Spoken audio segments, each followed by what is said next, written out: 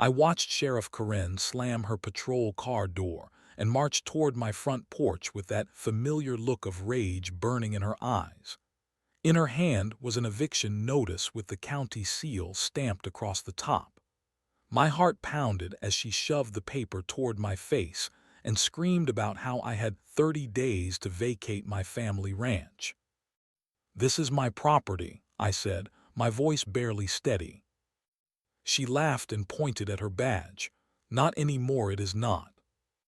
What she did not know was that I owned the land her sheriff station sat on. My name is Robert, and for 15 years I had called the old family ranch my home. The property had belonged to my grandfather, then my father, and now it was mine. 3 generations of our family had worked this land, raised cattle, and built a life in the rolling hills outside Cedar Creek. The ranch house was nothing fancy. Just a simple 2-story farmhouse with white painted siding that had started to peel and fade after years of harsh Texas sun. The wraparound porch needed new boards in some places, and the roof had a few missing shingles from the last big storm. But it was mine, and I loved every weathered inch of it. That spring, I decided it was time to give the house a fresh coat of paint. I had saved up enough money over the winter, and the weather was finally warm enough for outdoor work. I spent weeks at the hardware store, looking at color samples and talking to the paint specialist about which products would hold up best against the elements. I chose a beautiful sky blue color that reminded me of summer mornings. The paint was high quality, and I bought enough primer and sealant to do the job right. My grandfather always told me that anything worth doing was worth doing well, and I planned to honor that advice. The first morning I started painting, I stood on the front porch with my coffee and looked out over the pastures where my cattle grazed peacefully. The sunrise painted the sky in shades of orange and pink, and I felt that deep satisfaction that comes from owning your own piece of the world. This was my sanctuary, my legacy, my future. I spent the entire first day scraping old paint and applying primer to the front of the house. The work was hard but satisfying. My back ached and my arms were sore, but I could already see how beautiful the house was going to look when I finished. The blue color was going to make the white trim pop, and the whole place would look fresh and proud again. That evening, I sat on the porch steps and admired my progress. A few neighbors drove by and waved, and I waved back with paint-stained fingers. Mrs. Henderson from down the road stopped to tell me how nice the color looked, and old Joe Martinez honked his horn and gave me a thumbs up. It felt good to be improving the neighborhood, adding some beauty to our little corner of the county. I had no idea that my simple home improvement project was about to turn my peaceful life into a nightmare. I had no way of knowing that Sheriff Karen Webb was driving by that same evening, taking note of my bright blue paint job, and already forming plans to make my life miserable. The next morning, I was back on my ladder with a fresh brush, carefully painting the trim around the upstairs windows, when I heard the unmistakable sound of a patrol car pulling into my gravel driveway. The engine shut off with a sharp click, and a car door slammed hard enough to make me look down from my ladder. Sheriff Karen Webb stood beside her cruiser, hands on her hips, staring up at my house with a scowl that could have curdled milk. She was a woman in her 50s with graying hair pulled back in a tight bun, and a permanent expression of disapproval etched into her face. Her uniform was pressed and spotless, and her badge caught the morning sunlight like a warning signal. "You there," she called up to me, her voice sharp and commanding. "Get down from that ladder. We need to talk." I set down my paintbrush and climbed down slowly, wiping my hands on an old rag. My heart had already started beating faster, though I could not understand why. I had not done anything wrong. This was my property, and I was just painting my own house. "Morning, Sheriff," I said, trying to keep my voice friendly and respectful. "What can I do for you?" She walked closer, her boots crunching on the gravel, and pointed an accusing finger at my freshly painted walls. "What do you call this?" she demanded. I looked back at my house, confused. "I call it painting," I said. "It is my house, so I am painting it." "That color," she said, her voice rising with each word. "That bright blue eyesore. Do you have any idea what you have done to this neighborhood?" My confusion deepened. I had chosen a perfectly normal shade of blue, nothing garish or offensive. Several houses in town were painted in similar colors, and I had never heard anyone complain about house paint before. "Sheriff, I researched the local ordinances before I started this project," I said, trying to remain calm and reasonable. "There are no restrictions on house colors in this county. I made sure to check." Karen's face flushed red, and she stepped closer until she was standing just a few feet away from me. I could smell her coffee breath and see the anger burning in her small, dark eyes. "Don't you quote ordinances to me, boy," she snarled. "I am the law in this county, and I am telling you that this paint job is unacceptable. It is disturbing the peace and disrupting the character of this community." I felt my temper starting to rise, but I forced myself to stay calm. Getting into an argument with the sheriff was not going to solve anything, and I still believed this was just a misunderstanding that we could work out like reasonable adults.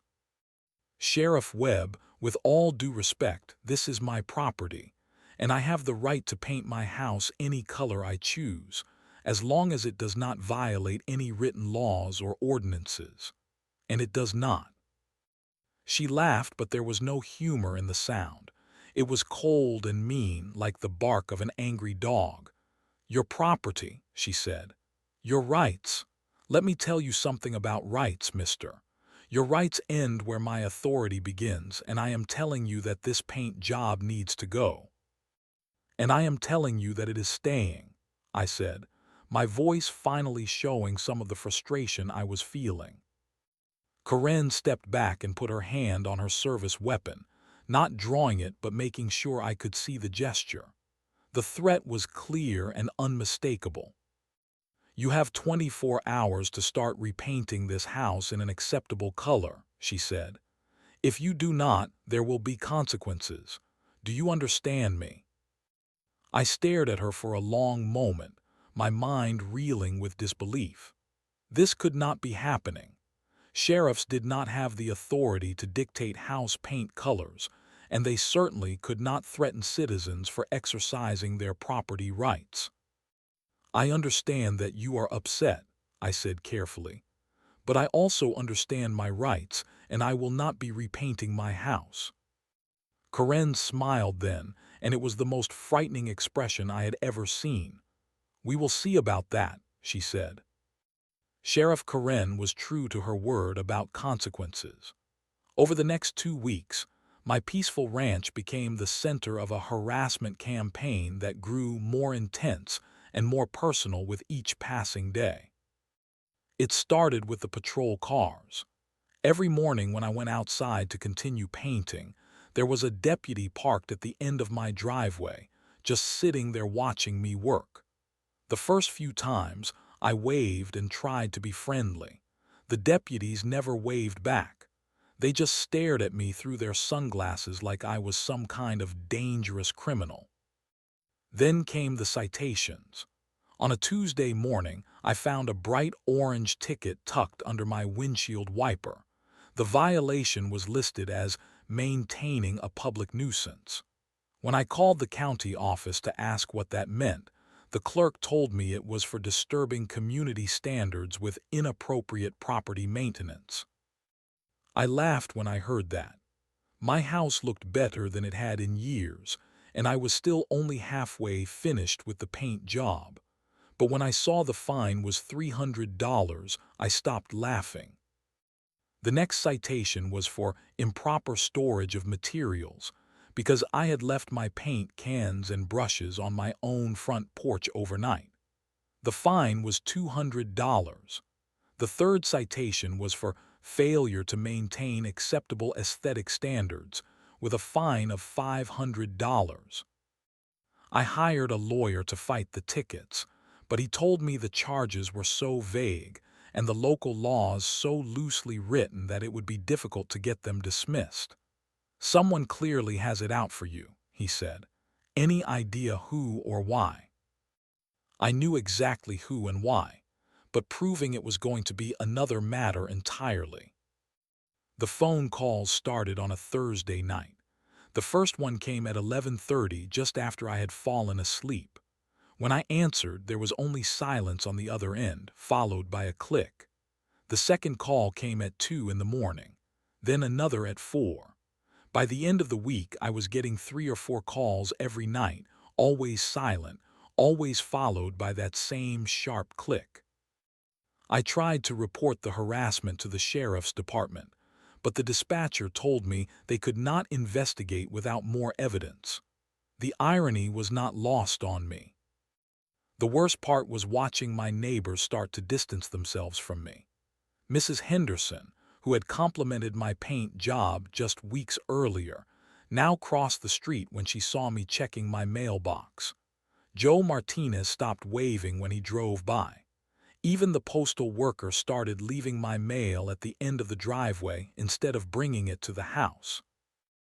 I realized that Karen was spreading rumors about me around town. I did not know what she was saying, but the effect was clear. People who had known me for years were suddenly treating me like a pariah.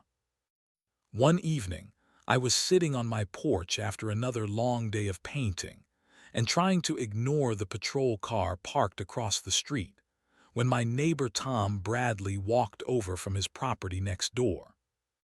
"Robert," he said, his voice uncomfortable and apologetic, "I have always liked you, and I do not want to get involved in whatever is going on between you and the sheriff, but I have to ask, is there something I should know about? Some reason why there are always police cars around here?" I looked at Tom, a man I had known for 10 years, and realized that Karen's campaign was working exactly as she had planned. She was isolating me, turning me into the neighborhood problem, making everyone believe that where there was smoke, there must be fire. "Tom," I said, "the only thing I have done is paint my house blue. That is it. That is the whole story." He looked at me for a long moment, then nodded slowly. "Okay," he said, "I believe you, but Robert, maybe you should consider repainting it a different color, just to make this whole thing go away." That night, I sat in my kitchen and realized that Corinne was winning. I spent the next several days in a fog of anger and frustration, but gradually that fog began to clear and focus into something more useful: determination.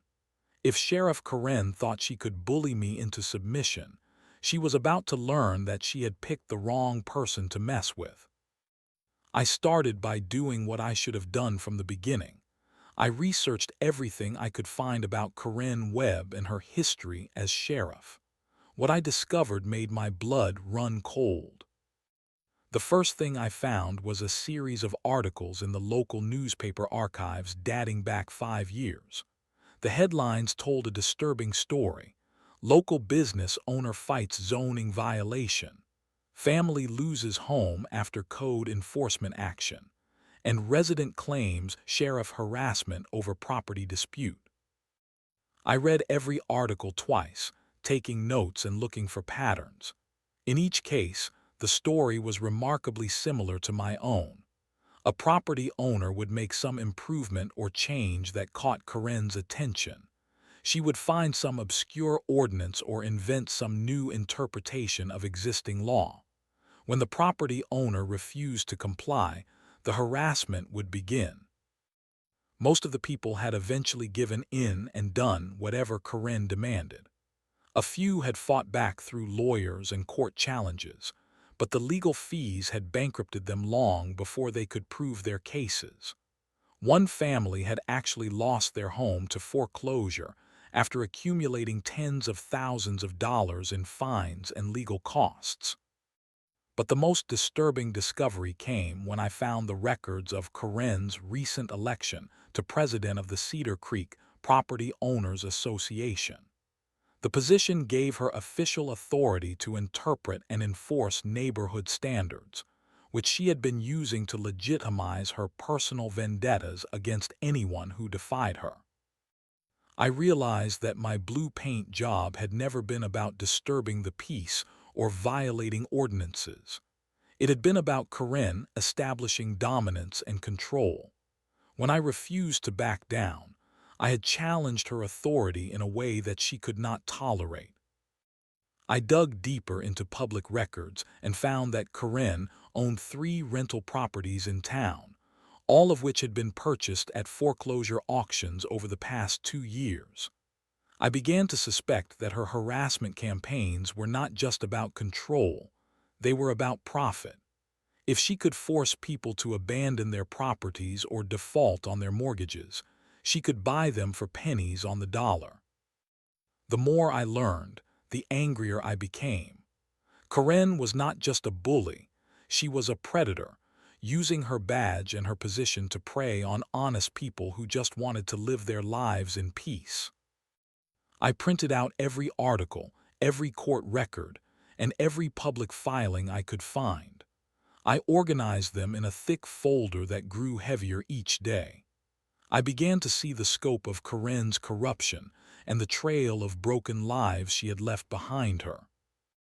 One evening, as I was reviewing my research, I found a phone number for Maria Santos, the business owner who had been featured in one of the newspaper articles.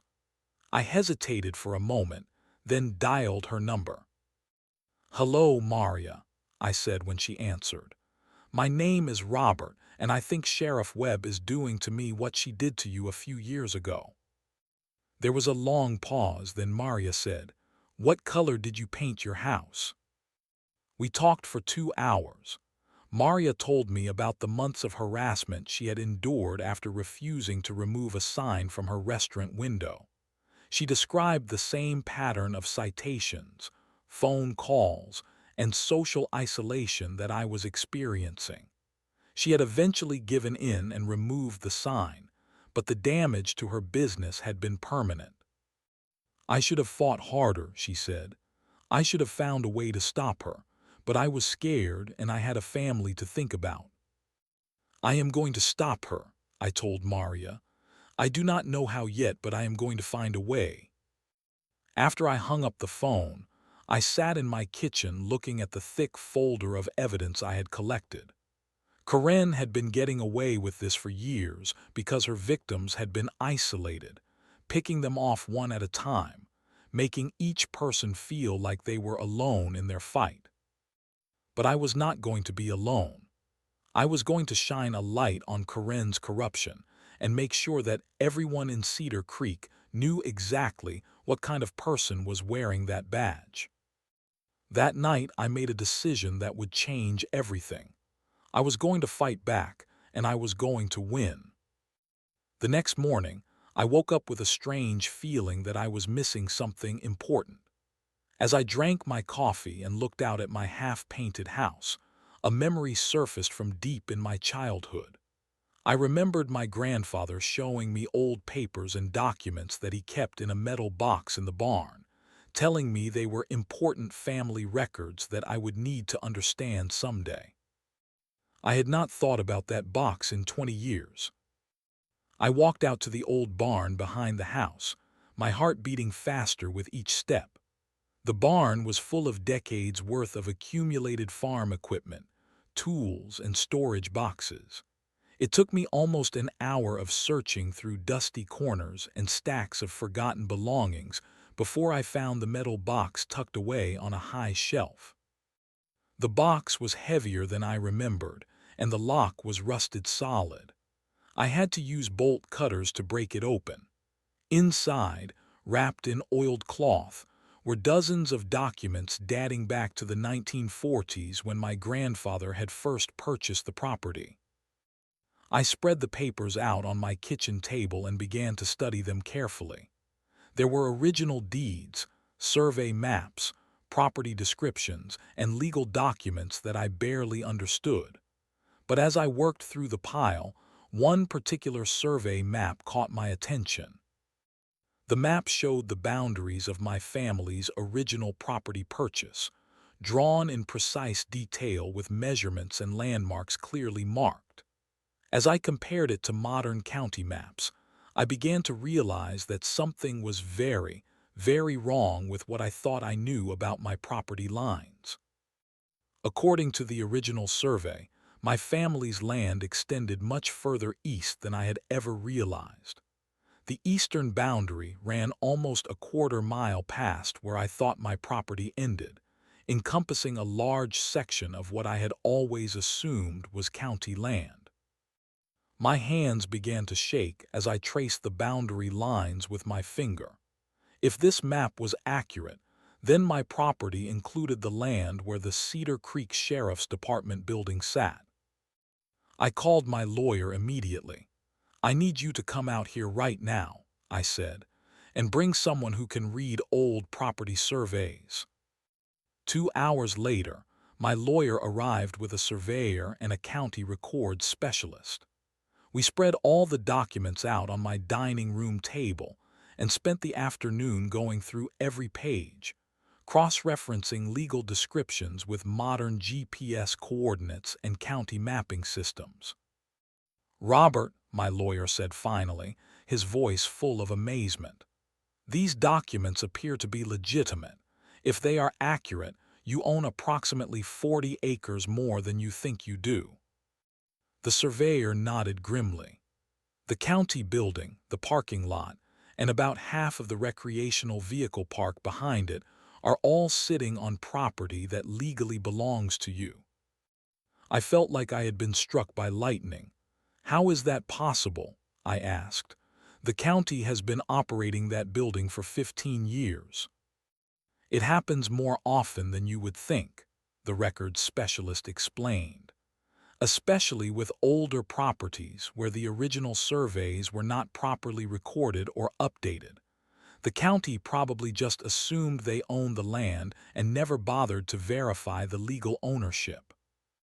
My lawyer was already making notes on a legal pad. "This changes everything, Robert.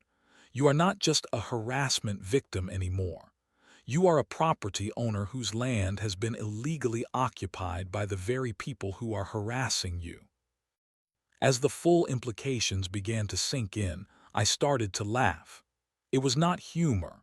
It was the laughter of someone who had just realized that the tables had turned completely. Sheriff Karen Webb, who had been threatening me with eviction from my own property, was actually operating her entire department from my property without my permission. "Can I evict them?" I asked. My lawyer smiled. "Robert, you can do a lot more than evict them. You can charge them 15 years of back rent, demand immediate vacation of the premises, and file a lawsuit for damages. You literally own the ground they are standing on." That evening, I sat on my porch and looked across the fields toward the sheriff's building, barely visible in the distance. Tomorrow, I was going to pay Karen Webb a visit, but this time, I would be the one making demands. The next week was a whirlwind of legal preparation that felt like getting ready for war.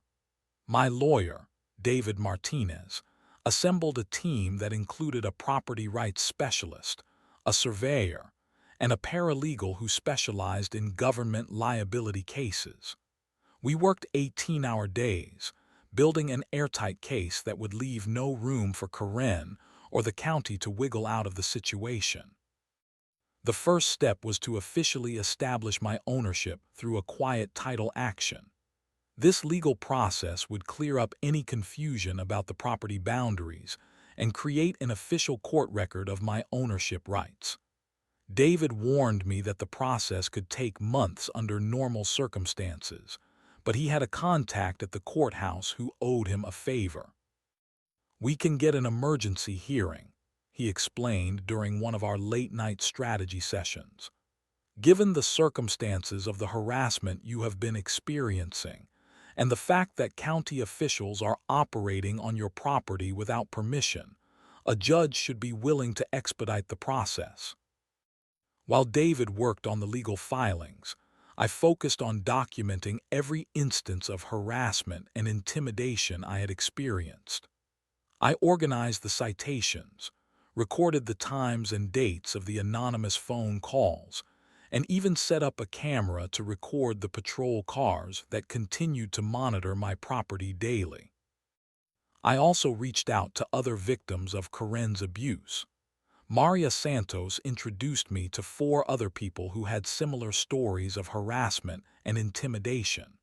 We formed an informal support group, sharing our experiences and building a database of Karen's pattern of behavior. "She always follows the same playbook," explained David Chen, a local mechanic who had been targeted after refusing to move his business to a location that Karen preferred. First the citations for imaginary violations, then the phone calls and surveillance, then the social isolation campaign to turn the community against you. The most important part of our preparation was deciding how to confront Karen with the news about the property ownership. David wanted to file the paperwork quietly and let the county discover the problem through official channels, but I had a different idea. "She has spent months humiliating me in public," I told him. "Parking patrol cars in front of my house, writing bogus citations, turning my neighbors against me.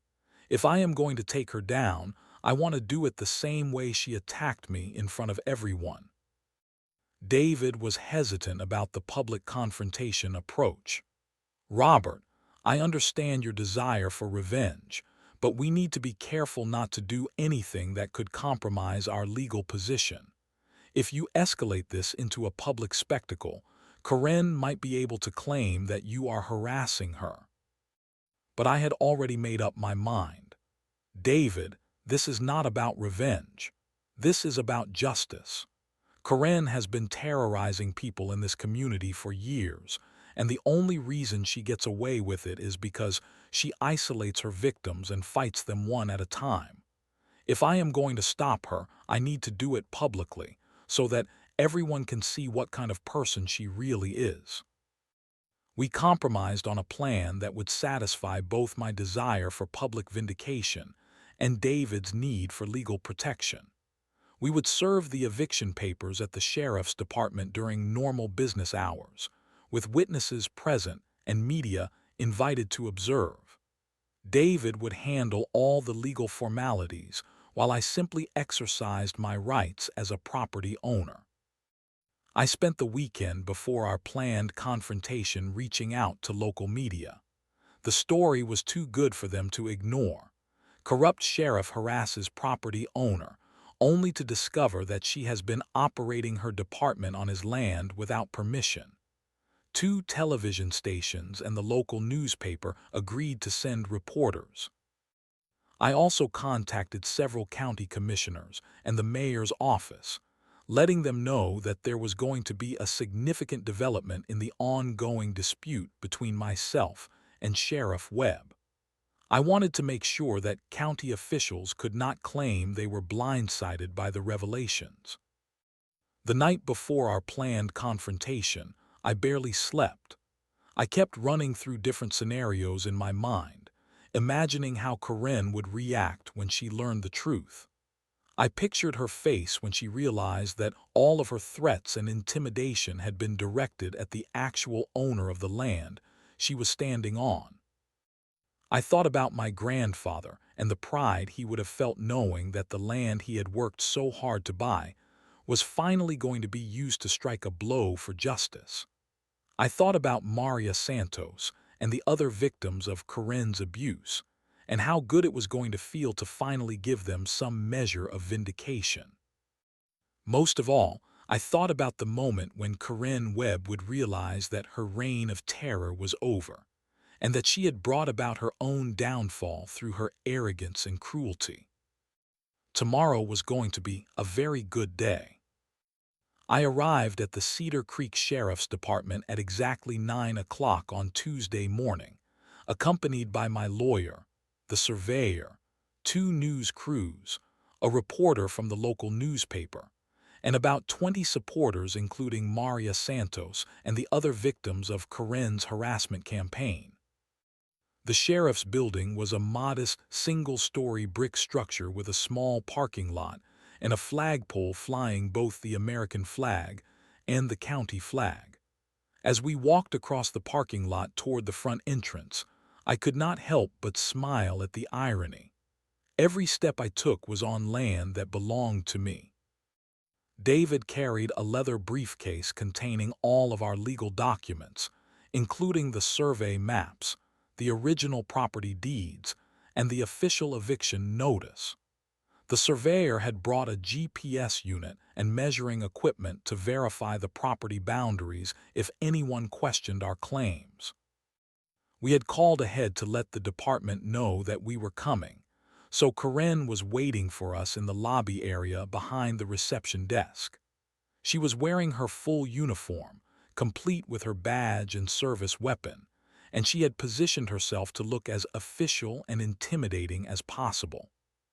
Two deputies flanked her on either side, and I could see at least 3 more officers watching from doorways leading to other parts of the building. Karen had clearly prepared for this confrontation, as if it were a military operation. "Mr. Johnson," she said as we entered the building, her voice loud enough for the news cameras to pick up clearly. "I assume you are here to apologize for your disruptive behavior and to inform me that you have corrected the paint violation on your property." I looked at her for a moment, savoring the fact that this was going to be the last time she would ever speak to me from a position of imagined authority. "Actually, Sheriff Webb," I said, my voice calm and steady, "I am here to serve you with an eviction notice." The lobby fell completely silent. Karen's face went through a series of expressions, starting with confusion, moving through disbelief, and settling on rage. "An eviction notice," she said, her voice rising to a near shout. "Are you out of your mind? This is a county building on county property. You cannot evict a sheriff's department." David stepped forward and opened his briefcase. "Sheriff Webb, I am David Martinez, Mr. Johnson's attorney. I am here to formally notify you that this building and the surrounding property are located on land that legally belongs to my client." He handed her a copy of the survey map and the property deed. "As you can see from these documents, Mr. Johnson's family has owned this land since 1943. The county has been operating this facility without proper legal authority." Karen snatched the documents from David's hands and stared at them, her face growing redder with each passing second. One of her deputies looked over her shoulder at the papers, and I could see his expression change from confident support to worried confusion. "This is ridiculous," Karen said, but her voice had lost some of its earlier certainty.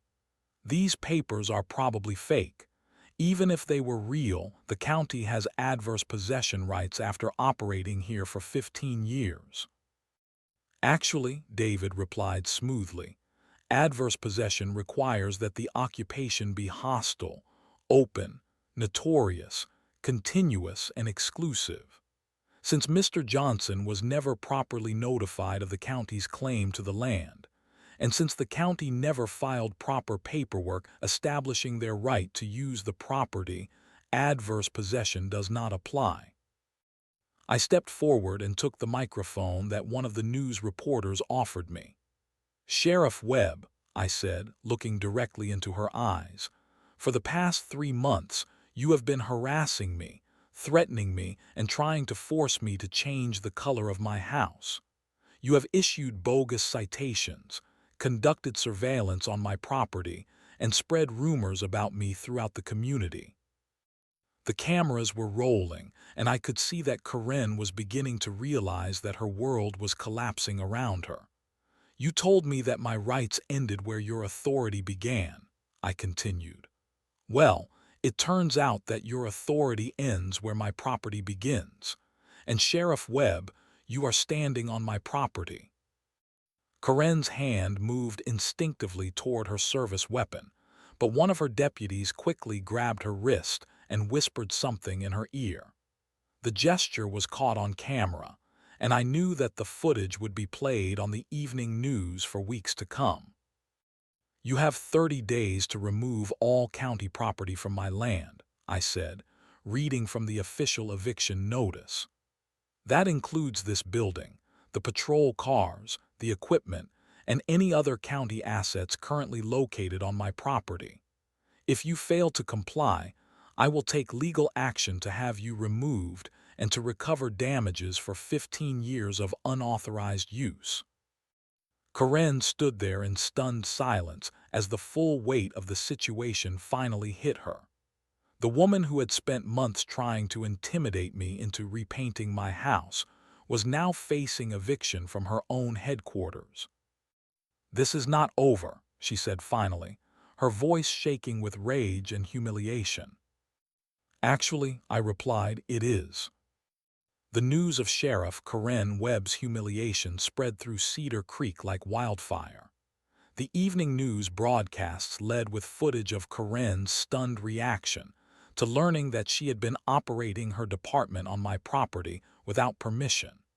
The video of her reaching for her weapon when confronted with the truth played repeatedly, making her look exactly like the out-of-control bully that she was. Within 48 hours, the county commissioners called an emergency meeting to address the situation. The county attorney confirmed that my property claims were legitimate and that the county had no legal right to continue operating the sheriff's department on my land. They had two choices: negotiate a lease agreement with me or find a new location for the department. I was not interested in negotiating. The process of relocating the sheriff's department took exactly 28 days, 2 days ahead of my eviction deadline. I watched with deep satisfaction as county workers loaded patrol cars, office equipment, computers, and filing cabinets onto moving trucks. Karen supervised the process with a look of barely controlled fury, but she never spoke to me directly again. The state attorney general's office launched an investigation into Karen's conduct based on the evidence I had provided and the testimony of her other victims. The investigation uncovered a pattern of abuse that went back even further than I had realized, including several cases where Karen had used her position to financially benefit herself and her political allies.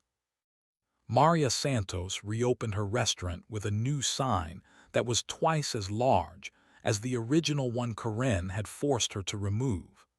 David Chen expanded his auto repair business to include a second location. Several other victims of Karen's harassment came forward to share their stories with investigators. The 3 rental properties that Karen had purchased at foreclosure auctions were seized as part of the investigation, since prosecutors determined that she had acquired them through illegal abuse of her official position. The families who had lost those homes were given the opportunity to buy them back at the original foreclosure prices. Karen resigned from her position as sheriff 2 weeks before she would have been formally charged with corruption and abuse of office. She also resigned from her position as president of the Property Owners Association. She left town quietly one weekend and never returned. I finished painting my house the same beautiful sky blue color that had started this whole adventure. But now, instead of being a source of conflict, it had become a symbol of standing up to corruption and fighting for what is right. People drove by just to see the famous Blue Ranch house and to take pictures with the man who had taken down Sheriff Karen. The county eventually found a new location for the sheriff's department in a building downtown that they actually owned. The new sheriff, a decent man named Tom Rodriguez, stopped by my ranch to introduce himself and to apologize for the treatment I had received from his predecessor. "What you did took real courage," he told me as we stood on my front porch looking out over the land that my family had owned for 3 generations. A lot of people knew what Karen was doing, but nobody had the guts to stand up to her. "Sometimes," I replied, "you just have to decide that enough is enough." As for the land where the sheriff's department used to sit, I decided to turn it into a community garden where local families could grow vegetables and flowers. I figured that after hosting so much corruption and abuse, the land deserved to be used for something positive and life-giving. Every morning when I drink my coffee on my front porch, I look out over that garden and remember that sometimes justice takes time, but it always finds a way to grow.